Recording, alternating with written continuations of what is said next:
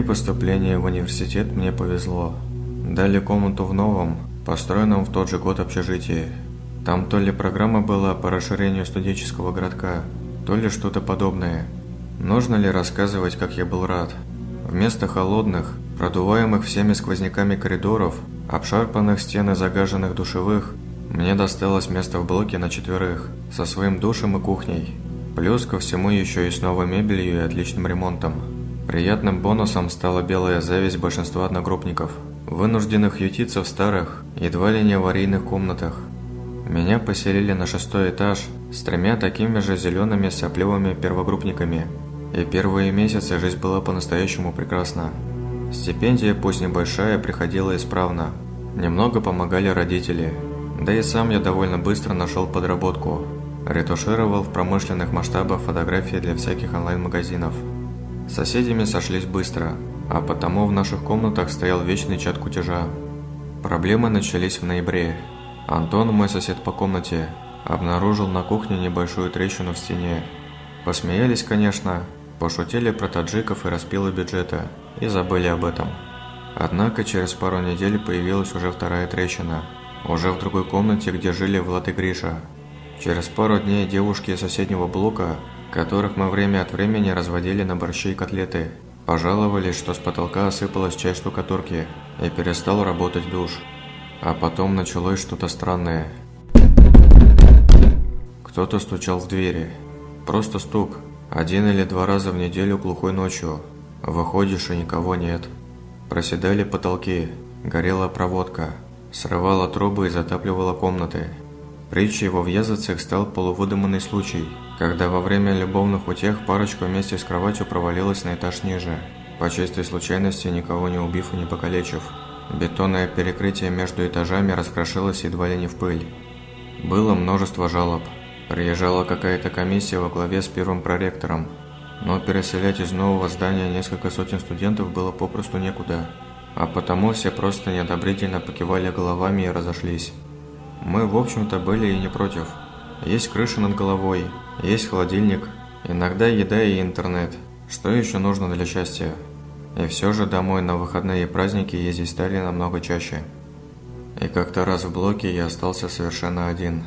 Девушкой обзавестись к тому времени еще не успел, поэтому компенсировал ее отсутствие прожиганием жизни в компьютерных играх. И вечер, плавно перекативший в ночь, обещал быть не особенно интересным. Было уже глубоко за полночь, когда в блоке пропало электричество. Такое случалось уже не в первый раз, а потому алгоритм действий был весьма четким. Выйди в общий коридор, открой щиток, подергай на бум пару рубильников. Профит. Тихо ругнувшись и включив фонарик в телефоне, я пошлепал к щитку. Если свет пропадал, то пропадал у всего этажа, и возле щитка часто можно было встретить несколько тел, уже ковыряющихся с тихими ругательствами в его содержимом. В этот раз я не увидел никого, но не придал этому особого значения.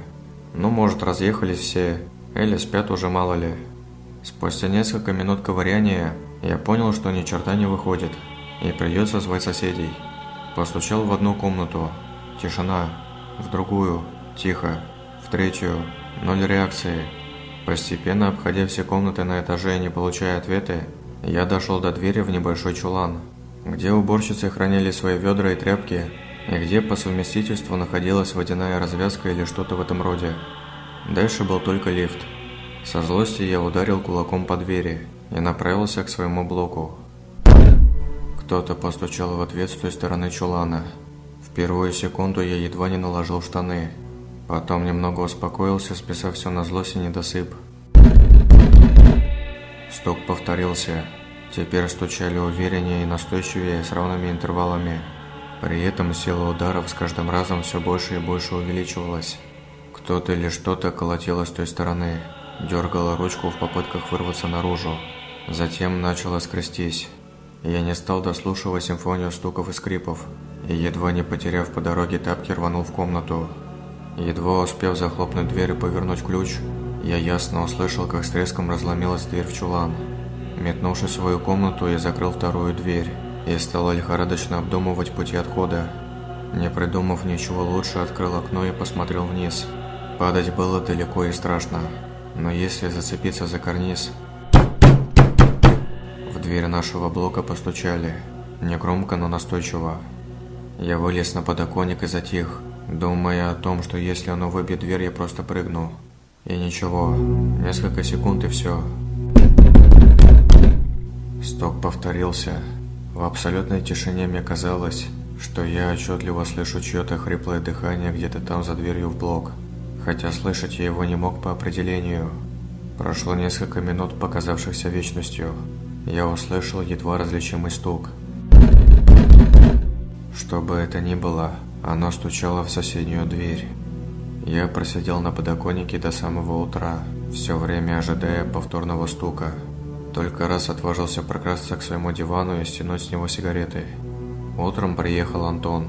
С удивлением обнаружив меня замерзшего и продрогшего у открытого окна, он бросил на пол клетчатые сумки с родительскими гостинцами и поинтересовался, что происходило в общем коридоре.